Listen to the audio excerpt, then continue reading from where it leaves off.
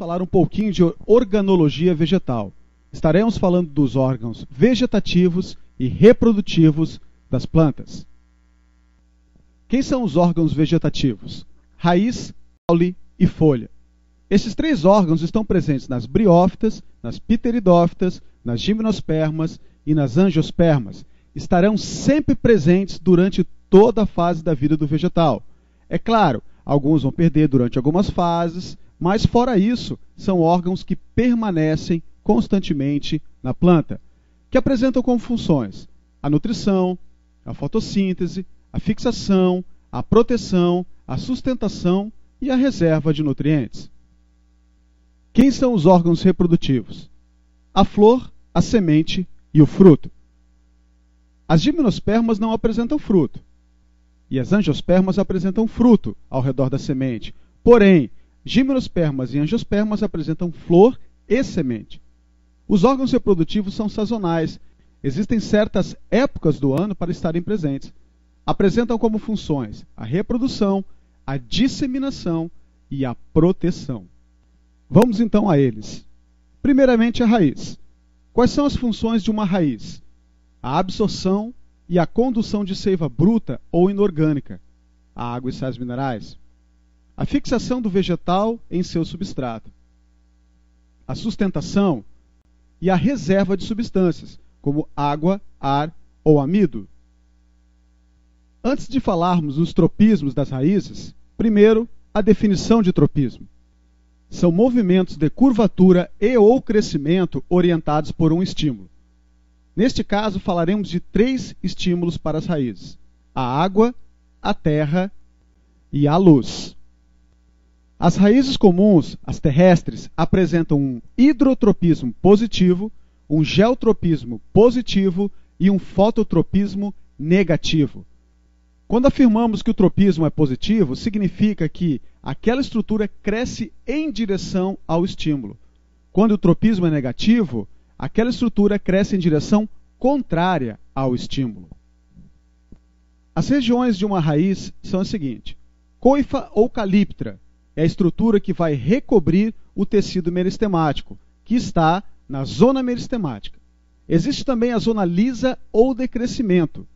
Existe a zona lisa ou pilífera e a zona de ramificação ou suberosa, além da estrutura chamada de colo.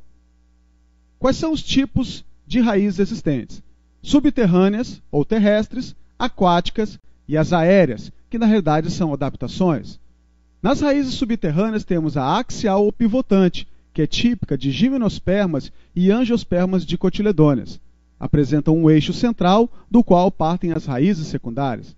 Existe a raiz fasciculada ou cabeleira, típica de angiospermas monocotiledôneas.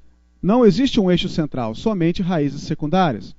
E existe a raiz tuberosa, que na realidade é uma adaptação para a reserva, e tanto pode ser em uma raiz axial ou numa raiz fasciculada.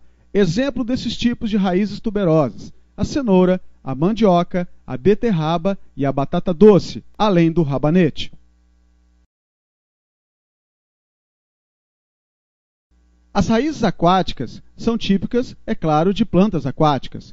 Não apresentam pelos, podem ter ou não uma coifa e são ricas em parênquima aerífero. Neste caso, temos os aguapés e a vitória régia. As raízes aéreas são adaptações. Existe a raiz subterrânea na planta, porém, esta raiz aérea é algo que vai dar alguma função extra para o vegetal. Neste caso, elas podem fornecer um suporte a mais, no caso a escora ou suporte, as raízes tabulares, as raízes pneumatóforas, cinturas ou cintas, parasitas ou sugadoras, grampiformes e estrangulantes. Nesta próxima tela, você pode dar uma olhada nesses itens que nós acabamos de falar. Com relação ao caule, temos as seguintes funções: condução de seivas, bruta e elaborada. A seiva bruta ou inorgânica é constituída pela água e pelos sais minerais. E a seiva elaborada ou orgânica é constituída pela glicose. Os caules podem fazer fotossíntese quando eles são jovens e verdes. Podem fazer sustentação de órgãos vegetais, como as folhas, as flores, os frutos. Podem fazer trocas gasosas, neste caso apresentam estruturas chamadas de lenticelas. Podem fazer reserva de substâncias, como água, ar e amido. E podem auxiliar na fixação do vegetal. No caso, a gavinha, uma estrutura modificada a partir do caule existente no maracujá e na uva. O caule, tipicamente aéreo, apresenta um hidrotropismo negativo, um geotropismo negativo e um fototropismo positivo. Se você percebeu, é ao contrário da raiz. Apresenta as seguintes regiões o caule: as gemas, os nós e os internós. E quais são os tipos de caules existentes? Os caules típicos são os aéreos. Caules do tipo tronco, estipe, haste, colmo ou cormo, cladódio, estolão, estolho ou rastejante, o escandescente e o volúvel. Existem os caules aquáticos, ricos em parênquima aerífero, que existem nas plantas como os aguapés e a vitória régia. Além disso, existem os caules subterrâneos ou terrestres, no caso do rizoma, que é um caule subterrâneo, paralelo à superfície. A samambaia, a banana e o gengibre são portadores desse tipo de caule.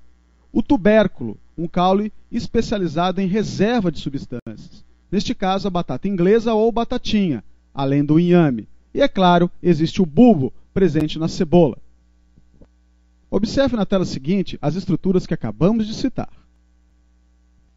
Com relação às folhas, as suas funções são as seguintes: condução de seiva bruta ou inorgânica e seiva elaborada ou orgânica. Fotossíntese, através dos parênquimas clorofilianos palissádicos e lacunosos. Reserva de substâncias. Proteção, através de espinhos e brácteas. Trocas gasosas e transpiração, através dos estômatos.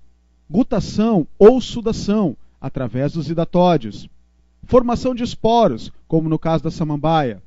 Nutrição, como no caso dos cotilédones e das plantas carnívoras ou insetívoras. Além de fixação, através das gavinhas, como é o caso do chuchu e da ervilha. Uma folha completa é dividida nas seguintes partes: pecíolo, bainha, limbo, nervuras e estípulas. A classificação das folhas é bastante extensa. Porém, uma das mais cobradas em vestibulares e outros concursos são as seguintes: quanto ao número de peças.